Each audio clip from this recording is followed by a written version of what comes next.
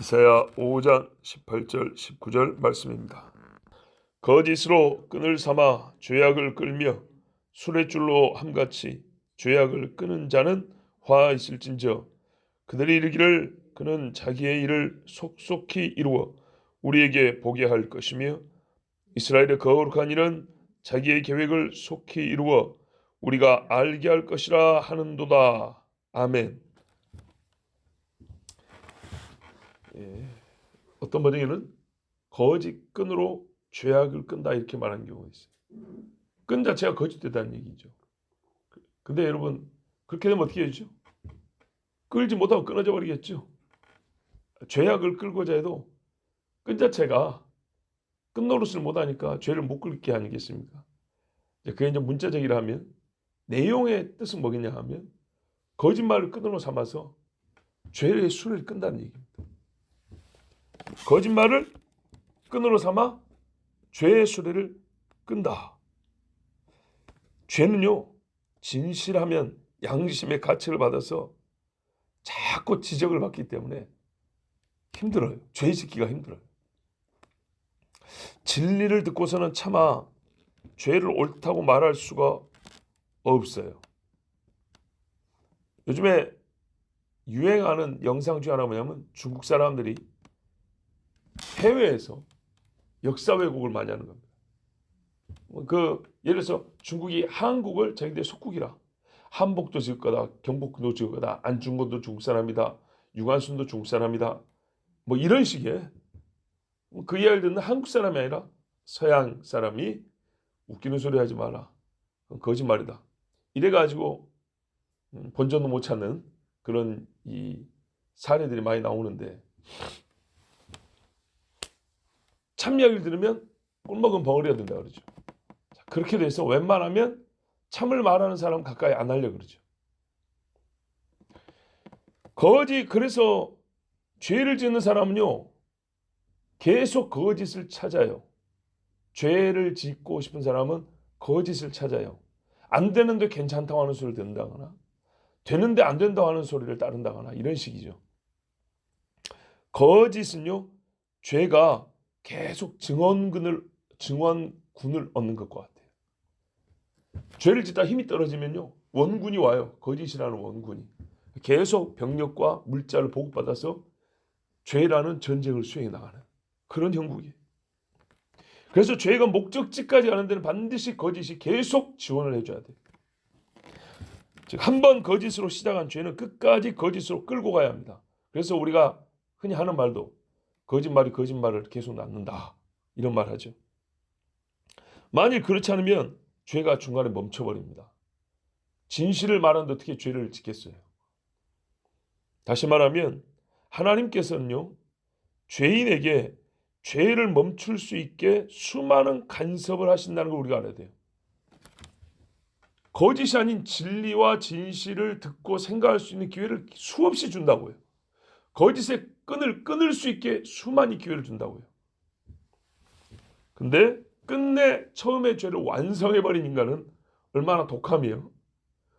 얼마나 긴 시간 많은 경우에 하나님을 거역했는지를 알아야 됩니다. 그런 사람은 뭐라고 불러야 되냐? 너 거짓의 사람아 이렇게 불러야죠.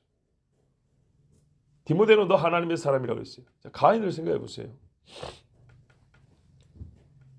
하나님이 그랬잖아요. 너 임마 얼굴이 왜 그래 그랬어요. 잘 보세요. 너 안색이 달라진 건 왜 그러냐? 모른 척했죠. 네 임마 속에 안 좋은 생각을 갖고 있으니까 그러지 그랬어요. 역시 시침뚝됐어요. 죄를 짓지 마라. 죄를 다스려야 한다. 딱 문 앞에 와 있네. 하나님 그렇게 말했어요. 나중에 아벨 죽였죠. 안 들었어요? 죽인 다음에 또 뭐라 했어요? 내가 아벨 어딘지 어떻게 알아요? 내가 뭐 지키는 사람입니까? 이딴 소리 했죠. 그렇다니까요. 거짓말로요, 죄의 수레를 끌어가요. 자, 보십시오, 여러분. 이 거짓의 사람, 죄의 수레, 죄의 양도 엄청 많은 거예요. 어깨에다 짊어지고 손에다가 비닐봉지 담아갈 정도 아니고 수레를 끌고 가니까 엄청난 죄를 짓고 가는 거예요. 이 엄청난 수레의 죄는 반드시 뭘로 끌어야 한다고요? 거짓말이 동료예요. 휘발유 이런 거 아니에요. 전기 아니에요. 거짓으로 끌고 가요. 자, 성경이 이거 중요한 거니까 예를 좀 몇 사람 찾아보죠. 예레미야 당시에요. 하나냐라는 선지자가 있었어요. 하나냐. 이 사람 뭐라 그랬냐? 시드기야가 다스린 지 11년 만에 망했는데 3년째. 그러니까 아직 초창기죠. 그때 벌써 바벨론이 왔고 포위를 하고 있었어요. 한 9년 포위를 했으니까. 뭐라 하냐면 걱정하지 마세요 왕이요. 그 선대왕 여호야긴도 끌려갔잖아요. 그 왕도 금방 풀려날 것이고 한 2년 만에 간 사람들 다 돌아옵니다. 멍에를 딱 부러뜨린 다음에 이 바벨론의 멍에 걱정하지 마. 이렇게 얘기했어요. 자, 기본 아순의 아들 선지자 하나냐가 여호와의 성전에서 제사장들과 모든 백성이 보는 앞에서 만군의 여호와 이스라엘 하나님 이같이 일러 말씀하시기를 내가 바벨론의 왕의 멍에를 꺾었느니라. 내가 바벨론의 왕 느부갓네살이 이곳에서 빼앗아 바벨론 옮겨간 여호와의 성전 모든 기구를 2년 안에 다시 이곳으로 되돌려오리라. 내가 또 유다의 왕 여호야김 아들 여호야긴을 요고니아라 그래요. 요고니아와 바벨론으로 간 유다 모든 포로를 다시 이곳으로 돌아오게 하리니 이는 내가 바벨론의 왕의 멍에를 꺾을 것임이라. 여호와의 말씀이라 하시니라. 그러니까 똑같이 여호와의 성전에서 있는 제사장들과 모든 백성들 보는 앞에서 예레미야가 그 하나냐한테 아멘. 나도 그러기를 바래. 나도 끌려간 사람 돌아오기를 바라지. 누가 원하지 않겠어. 그런데 여호와는 이같이 하옵소서. 여호와께서 내가 예언한 말들을 이루사 여호와의 성전 기구와 모든 포로를 바벨론에서 이곳으로 되돌려 오시기를 원하노라. 나도 그러면 좋겠어. 그러나 너는 내가 내 귀와 네 귀와 모든 백성의 귀에 이르는 이 말을 잘 들으라. 나와 너 이전의 선지자들이 예로부터 많은 땅들과 큰 나라들에 대하여 전쟁과 재앙과 전염병을 예언하였느니라. 이전의 선지자들, 우리 선배 선지자들 생각해봐라. 뭘 예언했는가? 근데 너 지금 딴소리 한다는 거예요. 평화를 예언하는 선지자는 그 예언자의 말이 응한 후에야 그가 진실로 여호와께서 보내신 선지자로 인정받게 되리라. 네 말은 2년 한번 기다려보자. 선지자 하나냐가 예레미야의 목에서 멍에를 빼앗아 깎고 모든 백성 앞에서 다시 말했어요. 여호와께서 이와 같이 말씀하시니라. 내가 2년 안에 모든 민족의 목에서 바벨론의 왕 느부갓네살의 멍에를 이와 같이 꺾어버리리라 하셨느니라. 그랬어요. 그리고 집으로 돌아가는 길에 가는데 하나님이 예레미야한테 음성을 주셨어요. 하나냐한테 가서 다시 말하라고. 너는 가서 하나냐에게 말하 이르기를 여호와의 말씀에 네가 나무 멍에들을 꺾었느냐 그 대신 쇠 멍에들을 만들었느니라. 이 백성이 나무 멍에만 졌으면 좋았을 건데 이 거짓 선지자 말이 너무 달콤하잖아요. 그 결과 쇠 멍에를 지게 만들었다는 거예요. 왜? 하나님 벌 줄 때 받아야 되는데 벌이 없다고 생각하고 금방 끝날 거라고 생각한 거죠. 그러니까요. 더 벌을 받게 되는 거예요. 만군의 여호와 이스라엘 하나님께서 이와 같이 말씀하시니라. 내가 쇠멍에로 이 모든 나라의 목에 메워 바벨론의 왕 느부갓네살을 섬기게 하였으니 그들이 그를 섬기리라. 내가 들짐승도 그에게 주었느니라 하라. 이렇게 말했어요. 그러니까 예레미야가 이제 하나냐를 찾아와서 하나냐여 들으라. 여호와께서 너를 보내지 아니하셨거늘 네가 이 백성에게 거짓을 믿게 하는도다. 자, 믿어버렸어요. 이제 온 나라가 믿어버린 거예요. 네? 그러므로 여호와께서 이와 같이 말씀하시되 내가 너를 지면에서 제하리니 네가 여호와께 패역한 말을 하였음이라. 네가 금년에 죽으리라 하셨느니라 하더니 선지자 하나냐가 그의 7째 딸에 죽었더라. 자, 화 있을진저 그랬죠. 화 있을진저.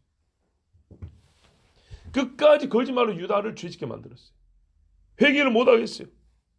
자, 가룟 유다를 보세요. 처음부터 거짓말쟁이였어요. 예수님의 제자의 삶을 거짓말로 시작했고 마지막까지 거짓말로 자기 죄악의 수를 끌었어요. 계속 도둑질이 거짓말이 뭐예요? 통에 들어있는 돈 회계해 볼 때 그거 이렇게 썼어 저렇게 썼어 거짓말로 넘겨먹고 마지막에 라비어 하고 입을 맞추며 선생을 존경하고 사랑한 듯 하였으나 네가 나를 입맞춤으로 파느냐? 그 결과 그는 그날 밤을 넘기지 못하고 목을 메고 떨어져 창자 터졌어요. 계시록에 어떻습니까? 적그리스도와 그 앞에 있는 거짓 선지자. 계시록 13장 11절 이하에 내가 보면 또 다른 짐승이 땅에서 올라오니 두 번째 짐승 어린 양같이 두 뿔이 있고 용처럼 말을 하더라. 생긴 게 어린 양 같은데 말은 용같이 하니 사람들이 이거 참 신기하다 그랬을 거 아닙니까? 그가 먼저 나온 짐승의 모든 권세를 그 앞에서 행하고 땅과 땅에 사는 자들을 처음 짐승이 경배하게 하니 곧 죽게 되었던 상처가 나은 자냐. 이게 적그리스도예요. 큰 이적을 행하되 심지어 사람 앞에서 불이 하늘로부터 땅에 내려오게 하고 이 사람이 엘리야인가? 진짜 하나님의 종인가? 짐승 앞에서 받은 바 이적을 행함으로 땅에 거하는 자들 미혹하여 땅에 거하는 자들이 이르기를 칼에 상하였다가 살아난 짐승을 위하여 우상을 만들라 하더라. 그가 권세를 받아 그 짐승의 우상에게 생기를 주어. 이거 하나님이 하는 건데 생기? 그 짐승의 우상으로 말하게 하고 또 짐승의 우상에게 경배하지 아니하는 자는 몇이든지 다 죽이게 하더라. 그가 모든 자고 작은 자나 큰 자나 부자나 가난한 자나 자유인이나 종들에게 그 오른손이나 이마에 표를 받게 하고 누구든지 이 표를 가진 자 외에는 매매를 못하게 하니 이 표는 그 짐승의 이름이나 그 이름의 수라. 이걸 짐승이라고 말 안 했겠죠. 짐승의 수라고 말 안 했겠죠. 그래서 하나님이 이렇게 해요. 지혜가 여기 있으니 그냥 보면 몰라요. 지혜 있는 자가 봐야 알지. 총명한 자는 그 짐승의 수를 세어보라. 그것은 사람의 수니 그의 수는 666이니라. 이 거짓 선지자 둘째 짐승이요. 끝내 적그리스도를 섬기라고 하면서 표까지 받게 한다는 거예요. 근데 이게 사람들의 듣기에는 짐승의 수라고 말을 안 해요. 총명 있는 자만, 깨어있는 자만 그 수를 알아요. 이건 짐승의 수다고. 거짓으로 죄의 수레를 끌고 가는. 그래서 결국 어떻게 됩니까? 계시록 19장 20절에 짐승이 잡히고 그 앞에서 표적을 행하던 거짓 선지자도 함께 잡혔으니 이는 짐승의 표를 받고 그의 우상에 경배하던 자들을 표적으로 미혹하던 자라. 거짓말이죠. 미혹이니까. 이 둘이 산채로 유황불 붙는 못에 던져지고 화 있을진저.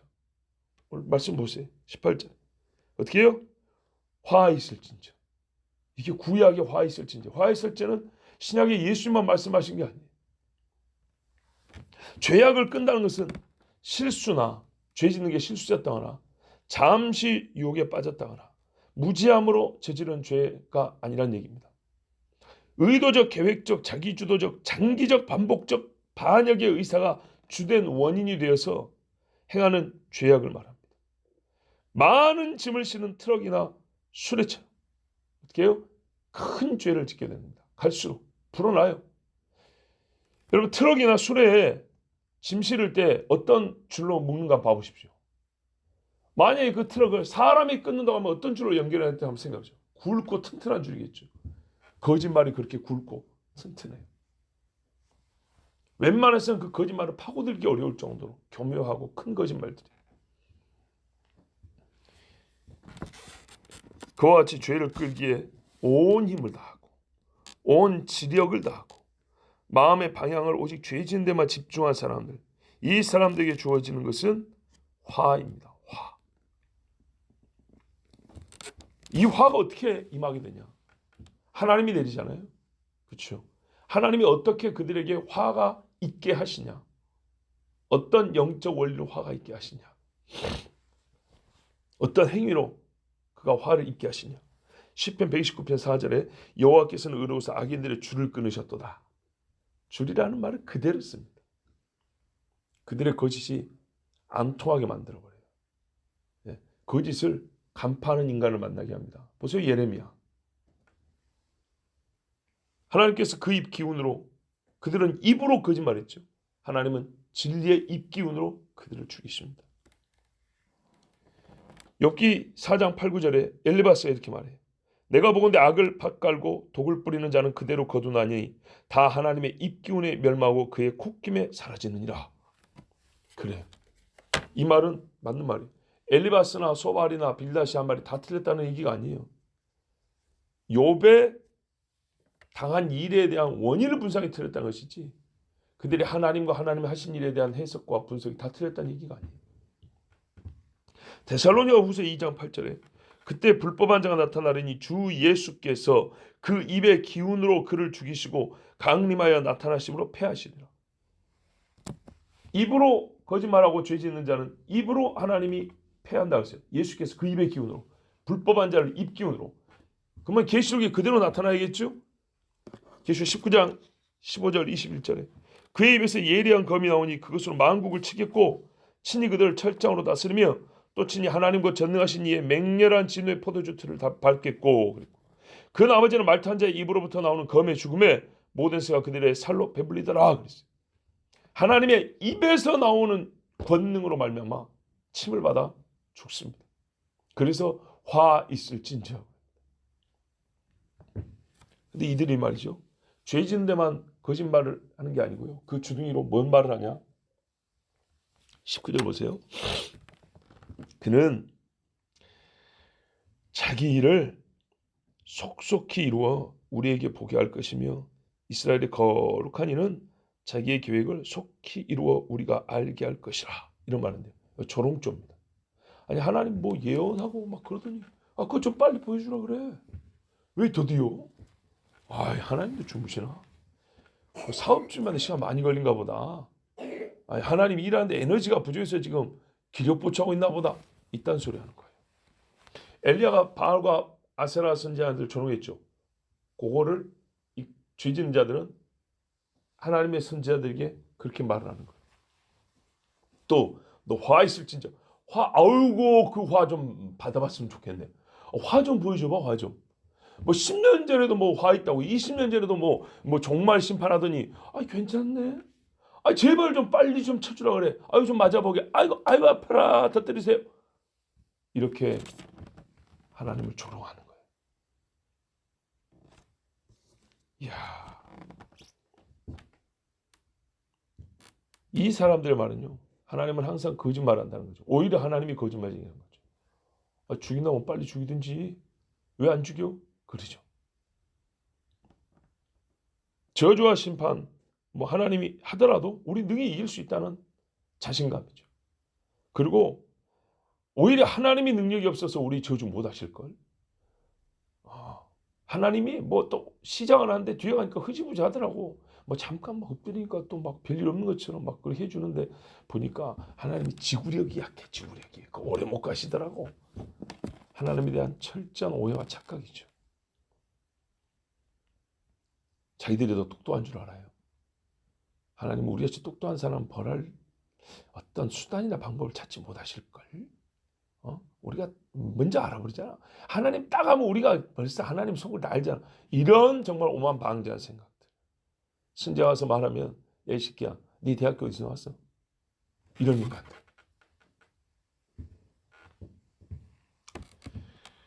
이런 사람들은 말이죠.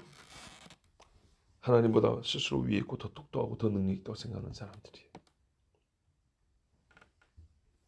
베드로가요. 노아 시대에 홍수를 부정하는 사람들 꼭 이런 인간이라고 그랬어요. 베드로 3장 3절 이하에 먼저 이것을 알지니 말세에 조롱하는 자들이 와서 자기의 정욕을 따라 행하며 조롱하며 이르되 주께서 강림하시는 날 약속이 어디 있느냐. 조상들이 잔 후로부터 만물이 처음 창조될 때와 같이 그냥 있다. 좀 오시면 빨리 오시던지. 우리 할아버지 때부터 온다 하던데 왜 지금도 안 와? 이런 얘기하는 거예요. 그러면서 이들의 속을 말합니다. 이는 땅이 물에서 나와 물로 성립된 것도 하나님의 말씀으로 된 것을 그들이 일부러 이지를 함이로다. 종말을 부인하는 자는 창조를 부인하고요. 창조를 부정하는 자는 종말을 부정하게 되어 있어요. 이사야 48장 1절 이하에 좀 길지만은 오늘 본문하고 거의 같은 말이 또 있어요. 야곱의 집에 이를 들을지어다. 너희는 이스라엘의 이름으로 일컬음을 받으며 유다의 허리에서 나왔으며 여호와의 이름으로 맹세하며 이스라엘의 하나님을 기념하면서도 항상 말이 우리는 아브라함의 자손이고 야곱의 아들이고 하나님의 거룩한 성전이 우리에게 있고 막 이런 말 하면서도 진실이 없고 공의가 없도다. 거짓말쟁이라는 거예요. 그러면 또 뭐라냐면 그들은 거룩한 성 출신이라고 스스로 부르며 이스라엘의 하나님을 의지한다 하며 그의 이름이 만군의 여호와라고 하나 평상시에는 우리는 거룩한 성 출신이요 이래요. 우리 신은 하나님이시지. 여호와가 우리 하나님이시지. 말은 그래요. 내가 예로부터 처음 일들을 알게 하였고 내 입에서 그것들이 나갔으며 또 내가 그것들을 듣게 하였고 내가 호련히 행하여 그 일들이 이루어졌느니라. 내가 알거니와 너는 완고하여 내 목은 쇠 힘줄이요 내 입은 노시라. 그러므로 내가 이 일을 예로부터 내게 알게 하였고 이 일이 이루어지기 전에 그것을 내게 듣게 하였느니라. 그것을 내가 듣게 하여 내가 이것을 내 신이 행한 바요 내가 새긴 신상과 부어 만든 신상이 명령한 바라 말하지 못하게 하였느니라. 무슨 말이냐면요. 이사야 지금 48장의 말은 이 인간들이 온갖 더러운 짓을 하면서도 자기 출신, 자기들 신 다 거룩한 성이고 거룩한 하나님이라고 막 이렇게 막 떠벌리 다닌다는 거예요. 그런데 실상은 어떠냐면 봐보세요. 지금 일어난 일을 해석할 때는 항상 자기들의 신이 다 가르쳐준 거 아니냐 이렇게 말하는 거예요. 아니 어제 점쳐 보니까 우리 신이 얘기하더라고. 우리 신이 오늘 보여주고 우리 신이 오늘 동쪽으로 세 발짝 가지 말을 하더라고. 이런 얘기한 거예요. 그래서 하나님이 뭐라는 줄 아세요? 네가 이딴 소리 할 줄 알고 내가 네가 신이라고 부른 걸 만들기도 전에 지금 있을 일을 옛날부터 예언을 해놨다. 찾아봐. 맞지? 네가 태어나기도 전부터 네가 우상을 만들기도 전부터 예언한 것이 지금 그대로 이루어지고 있지. 네가 그딴 소리 못하게 하려고 내가 그렇게 오래전부터 만들어놨어. 내 신이 했다 소리 못하게 하려고. 자, 두 번째는요. 네가 들었으니 이 모든 것을 보라. 너희가 선전하지 아니하겠느냐. 이제부터 내가 새 일, 곧 네가 알지 못하던 은비한 일을 내게 듣게 하노니 이 일들은 지금 창조된 것이요 옛 것이 아니라 오늘 이전에는 내가 듣지 못하였으니 이는 내가 말하기를 내가 이미 알았노라 하지 못하게 하려 함이라. 재밌죠? 이게 지금을 살거든요, 인간은. 뭐냐면 지금 내가 우리 그 신한테 물어보니까 우리 신이 오늘 이런 일이 일어난대. 그래? 그래서 네가 나를 무시했어? 여호와가 하나님이 하면서도 귀신한테 잘하고 나무한테 잘하면서 점치면서 그날 살았어? 내가 30년 후의 일을 지금 말해주마. 100년 후, 200년 후, 1000년 후의 일을 지금 말해주마. 이것은 네가 들어본 적이 없는 이야기야. 자, 지금 하나님의 의도가 뭔지 아시겠죠? 인간이 우상들 저거 점을 친다는 것은요. 좌우로 넓혀봐야 고작 이거밖에 안 돼요. 그래서 하나님이 쫙 앞에서 쫙 멀리 있는 데까지 도대체 인간과 귀신은 알래야 알 수 없는 일을 말씀했다는 거예요. 이거 자체가 무슨 의도라고요? 있을 거니까 알아라 정도가 아니라 인간이 하나님을 거역하는 방자한 거짓말을 못하게 하려는 사실상 하나님의 은혜의 섭리, 은혜의 계시였다는 거예요. 지금도 보세요. 세상 끄트머리 이야기를 누가 말했습니까? 하나님.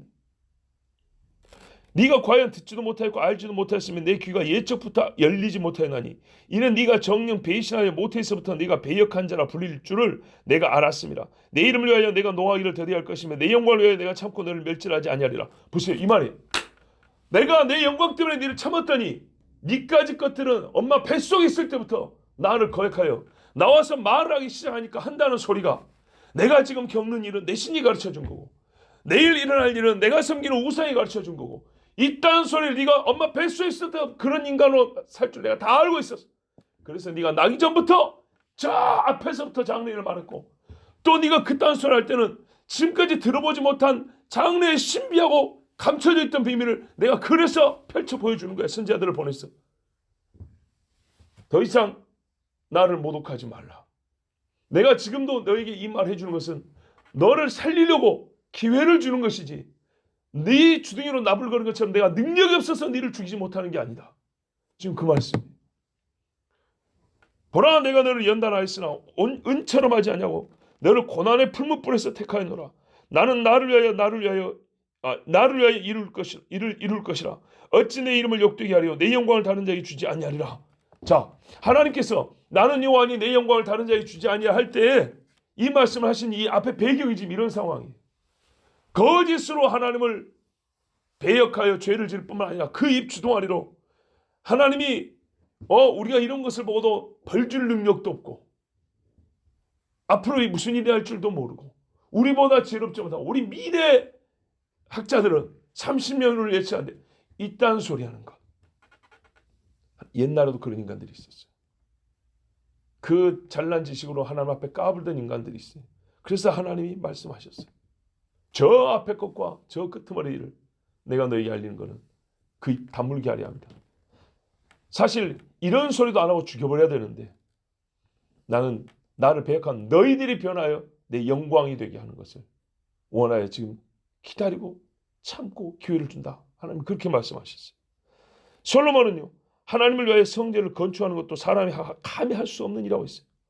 얼마나 좋은 일이고 잘한 일입니까? 그런데도 내가 어찌 하나님을 위하여 성전을 건축하겠습니까? 역대 2장 6절에 누가 능히 하나님을 위하여 성전을 건축하리요 하늘과 하늘들의 하늘이라도 주를 용납하지 못하겠거든 내가 누구에게 어찌 능히 그를 위하여 성전을 건축하리요 그 앞에 분향하려 할 따름이냐 이렇게 겸손했어요. 그런데 건방지 어떻게 해요? 하나님을 직접 상대로 죄를 짓는다. 어찌 하나님과 맞설 겁니까? 엘리집의 아들들이 방자했잖아요. 하나님이 벌을 안 주고 참아주니까 이것들이 하나님 앞에 올라갈 짐승을 지가 찍어가지고 성막의 수종들의 여인들하고 동침하고 그래서 뭐라고 하나님 말씀했어요? 사람이 사람에게 범죄하면 하나님이 심판하시려니와 만일 사람이 여호와께 범죄하면 누가 그를 위하여 간구하겠느냐. 하되 그들이 자기 아버지의 말을 듣지 아니하였으니 이는 여호와께서 그들을 죽이기로 뜻하셨습니다. 늘 반복해 말씀합니다. 회개의 기회가 끝나는 때가 있어요. 자, 다시 한번 우리 겸손히 듣게요. 거짓으로 죄악을 수레처럼 끌고 다니는 자는 하나님 무서운 줄을 모르며 건방지게 해볼 테면 해보라고 말합니다. 하나님이 참아주시니 만만하게 보고 자기들이 악을 간구하듯이 하나님도 무심히 넘긴다고 착각합니다. 내가 죄 짓고 1년 지나니까 기억이 가물가물하니까 하나님도 기억에서 없어졌을 거라 우리 죄는 이런 생각을 합니다. 이들에 대해 하나님께서 말씀하시죠. 시편 50편 21절 22절에 네가 이 일을 행하여도 내가 잠잠하였더니 네가 나를 너와 같은 줄로 생각했도다. 그러나 내가 너를 책망하여 내 죄를 내 눈앞에 낱낱이 드러내리라 하시는도다. 하나님을 잊어버린 너희여 이제 이를 생각하라. 그렇지 않으면 내가 너희를 찌찌르니 건질 자 없으리라. 이 화했을 진짜입니다. 거짓으로 악을 끌고 다니며 감히 하나님을 존호한 자들에게 내가 묻노니 제가 묻습니다. 네가 하나님보다 강하냐? 이들은 자기들 강하다고 말하죠. 바울이 말합니다. 고린도전서 10장 22절에 그러면 우리가 주를 노여워하시게 하겠느냐? 우리가 주보다 강한 자냐? 우리가 누가 하나님보다 강합니까? 그런데 방자한 인간들은 자기가 하나님보다 강하다고 생각합니다. 그러므로 여러분 거짓을 버려야 돼요. 신앙생활에 거짓에 넘어가지도 않고 내가 거짓을 버려야 돼요. 하나님을 두려워해야 돼요. 이 저급한 인간들은 하나님을 두려워하지 않죠. 우리가 살면서요 기초적인 신앙만 배우고 만족하면 안 돼요. 최상의 신앙, 고상한 신앙, 높고 우러러볼 만한 신앙, 이런 믿음을 삼아야 돼요. 그러면은 이 저급한 거짓말들이 보입니다. 또 저급한 거짓말이지만요 힘은 약하지 않아요. 보세요.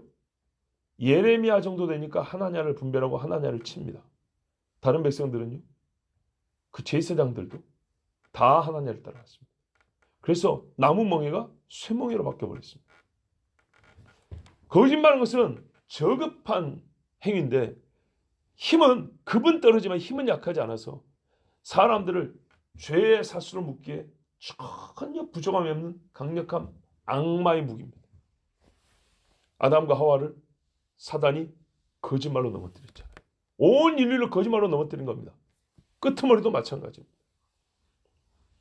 생활에서 거짓으로 죄악의 수레를 끌지 않고 그럼 어떻게 돼요? 진실함으로 선행의 수레를 끌어야겠죠. 진리로 의의 수레를 끌어야죠. 예, 그 정도로 우리가 맞서야 됩니다. 우리의 의가요 수레에 실을 정도로 돼야 돼요. 좀 가다가 힘이 없어서 퍼지거나 줄이 끊어지거나 그러면 안 되고요. 강력하게 진리와 진실에 굵고 튼튼한 줄로 묶어서 끌어야 돼요. 그래서 제가 이런 실제 우리 삶의 행실을 말한다고요. 오늘 잠언 말씀으로 실제로 이 악한 자들과 반대되는 진리로 의의 수레를 끊는 일을 행하기를 이렇게 구원하면서 잠언 말씀으로 여러분에게 교훈을 드리고자 합니다.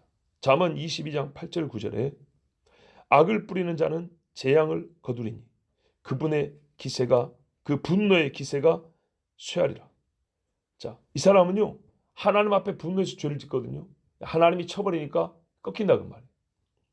선한 눈을 가진 자는 복을 받으리니 이는 양식을 가난한 자에게 줌이니라. 아멘. 왜 오늘 말씀과 좀 안 맞는 것 같은데 아니에요. 생활의 실천을 제가 지금 잠언으로 말씀드린 거예요. 여러분 거짓으로 죄의 수를 끌지 않으려면요 선한 눈을 가지세요. 선한 눈. 제가 엊그저께 지난주죠. 딱 일주일 전에 어느 목사님과 어른 목사님과 대화 중에 그분의 말씀을 들었어요. 왜 얼굴이라 그런지 아냐. 얼이 보인다고 해서 얼굴이래요. 와, 영이 보인다는 거. 제가 또 그래서 호응을 해줬죠. 그렇습니다, 목사님. 눈빛이죠. 눈에서 그 영의 빛이 나타나는 거죠. 어둡냐, 밝으냐, 얼마나 밝으냐, 얼마나 어둡냐, 이게 보이는 거죠. 선한 눈을 가진 자는 복을 받으리니 이는 양식을 가난한 자에게 줌이니라. 하나님 앞에서요, 내 눈매, 내 눈빛이 선하게 하셔야 합니다. 정말 중요합니다. 우리 얼굴의 인상을 좌우하는 것은 사실 눈이 거의 그래도 50% 넘지요. 세계 최정상의 특수부대 중에 미국의 네이비실이 있습니다. 혹시 들어보셨어요? 어떤 군사 전문가가 말하더라도 세계 최정상의 특수부대를 한번 꼽아보세요 하면 아마 누가 말해도 항상 세 손가락이 항상 드는 부대가 미국의 네이비실일 겁니다. 근데 이 네이비실 대원들이 딱 일어나면 누구나 빠짐없이 해야 되는 게 있답니다. 그게 뭘까요? 세계 최정상의 특수부대, 원투를 가리는 특수부대 대원들이 일어나면 전부 다 간부들인데 사병도 아니에요. 그 사람들이 하는 일이 돼요. 권총을 바로 착용하고 바로 막 단검 들고 막 뛰어나고 그런 건가요? 아니요. 침상정리. 군인들도 하고 보면 침상지 그 정도가 아니고요. 밀리미터 단위로 치수를 정확하게 안 잔 것처럼 매일 이불 개고 나가라는 얘기가 아니에요. 그런 침상정리가 아니에요. 정확하게 치수를 재서 모든 침대에 딱딱딱 마치 우리 공장에서 물건 찍어 나오면 똑같죠. 그렇게 해요.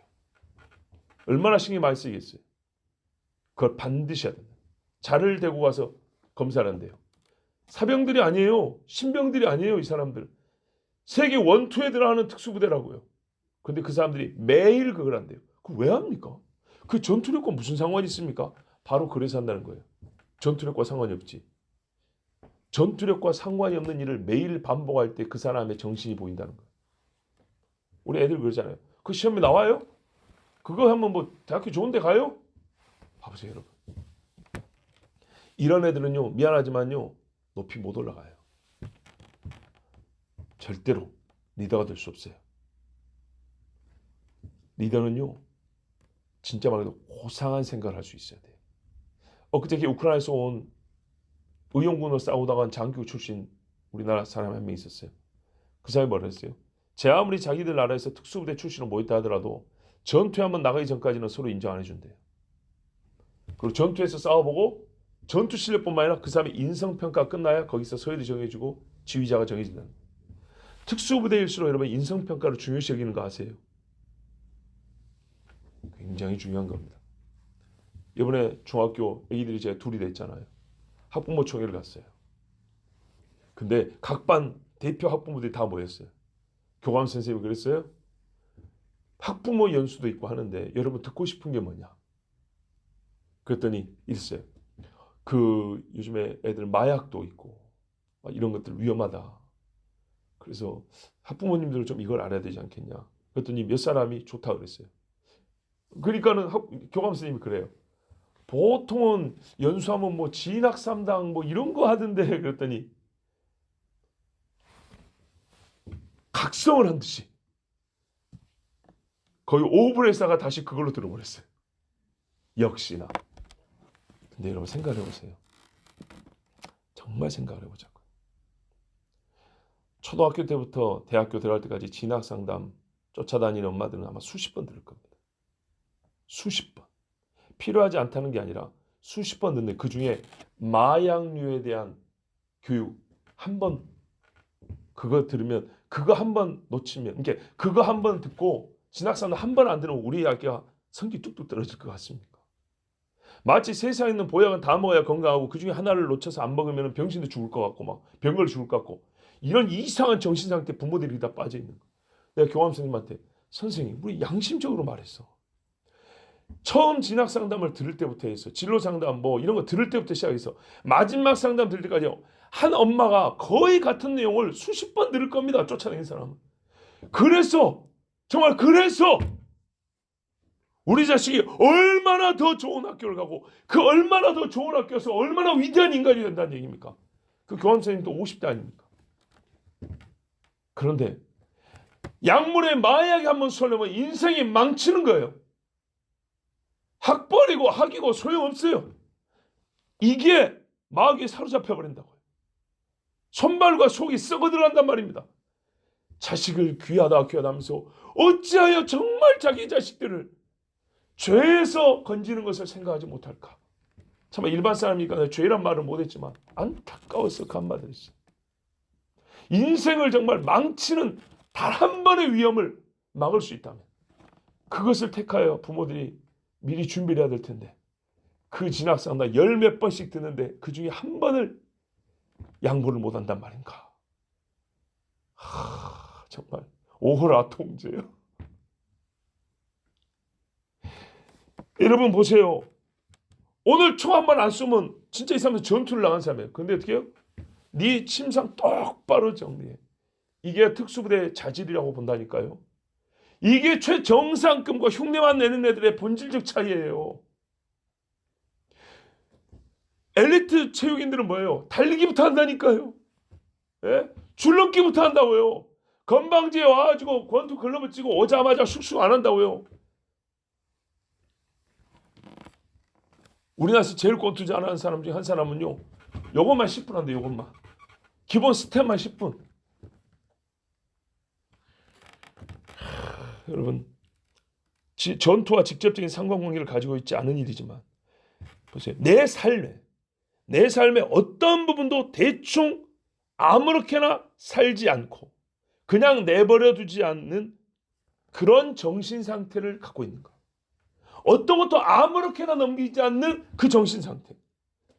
항상 모든 것을 철저하고 질서 있게 유지하는 그 정신 상태를 언제나 확인해봐도 그게 확인될 수 있는 준비된 사람인가.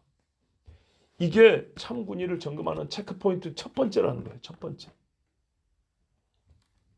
여러분 선교하고 싶은가? 선한 눈을 가지세요. 진짜 우리 파송 선교사 제가 왜 그래도 아끼는지 아세요? 착해서 아끼는 거예요. 착해서. 능력이 출중해서 아니라 착해서 아끼는 거예요. 착하니까요. 하나님이 능력을 주셔서 없는 능력 갖게 되더라고요. 큰 교회를 짓고 싶으세요? 이건 목사들한테 해야 될 얘기인데. 착한 눈은 선한 눈매를 가지세요. 가난한 자를 보면 불쌍한 마음이 드는지를 한번 보세요. 마지막 시대에 적그리스도와 싸워 이기고 싶으세요? 세상의 정신을 이기고 싶으세요? 그러면 먼저 하나님 앞에서 여러분의 눈이 선하게 하세요. 성경 말씀이 그거예요. 내 손이 양식을 나누게 하세요. 이거 못하는 사람은요. 성교 못합니다. 예, 이거 못하는 사람은 교회에서 우리는 하나님 말씀대로 이렇게 살아야 합니다. 정말 우리 천국 가기 위해서 이렇게 하나님 앞에 우리 헌신을 해야 됩니다. 외쳐봐야 아무런 능력이 나타나지 않습니다. 네가 하나님 앞에 선한 눈을 가지라. 네 손에 있는 양식을 나눠주라. 하나님 우리 보고 그냥 세상에 그 저기 경주 최씨 최부자처럼 살라는 얘기입니다. 그게 아니라니까요. 여기서 너의 선함이 하나님 앞에서의 너의 마음이 확인되지 않으면 나는 너에게 선교 안 맡겨. 저 같은 사람 나는 너에게 목회도 안 맡기고 나는 너에게 큰 집을 주지 않아. 너는 큰 집을 돼지막으로 만들 사람이야. 그래요. 그래서 제 자신에게도 항상 그 생각을 했습니다. 저번에 여러분에게 제가 차마 못한 소리가 있어요. 우리 교회 맨 처음 왔을 때 주일 낮예배 인원이 우리 부부 포함해서 27명이었어요. 요 근처에 다시 30명이 좀 넘어요. 하나님 앞에 맨날 새벽에 기도할 때마다 하나님 저는 40명도 많습니다 그랬더니 여지없이 하나님 30명으로 다시 만들어주시고 역시 저는 딱 그릇이 30명이죠 주님 30명 알아요. 그래서 참 눈물 가운데 이게 웃는 건지 우는 건지 알 수 없지만은 그렇게 하나님 앞에 그랬어요. 맞습니다. 저는 30명이면 맞는 사람입니다. 그랬어요. 그 말은 무슨 말이에요? 말씀 그대로요. 내가 하나님 앞에 더 선한 눈을 가져야 된다. 더 양식을 나눠주는 손을 가져야 된다는 얘기예요. 우리 다 그래요. 하나님 앞에 내 눈이 선하게 하라. 내 손이 양식을 나누게 하라. 이것이요. 거짓으로 끈을 삼아 죄의 수레를 끄는 일, 이걸 멈추게 하는 우리의 생활의 말씀의 순종의 첫걸음이에요. 기도하겠습니다. 하나님 감사합니다. 오늘도 아버지께서 사랑하는 딸들을 보내주셔서 감사합니다. 이곳이 예수님의 무덤은 아니지만 마치 해 뜨기 전에 예수님 무덤에 일찍 가고자 하여 부지런히 준비하고 챙겨서 주님 앞에 나온 여인들의 그 심정에 비슷한 모양을 보이는 하나님의 딸들이 여기 있습니다. 그럼 주님, 저는 어떤 자의 모양, 그 마음의 모양을 닮았습니까? 성경에 죄인 아닌 자면 족하겠습니다. 선지자나 사도들 중에 그들 중에 가장 작은 자의 속마음을 10분의 1만 닮아도 좋겠습니다. 주여, 우리의 눈이 하나님 앞에서 선하게 하옵소서. 우리의 손이 양식을 나누게 하옵소서. 그래서 하나님이 맡길 만한 종들, 세울 만한 교회가 되게 하옵소서. 하나님이 쓰실 만한 마지막 시대에 주의 사명자들이 되게 하옵소서. 우리 하임이 하나님 앞에 나왔습니다. 이름이 얼마나 좋습니까? 생명입니다, 주님. 하나님이 있으라 한 모든 것들이 따르게 있게 하옵소서. 우리 주 예수 그리스도 이름으로 기도하옵나이다. 아멘.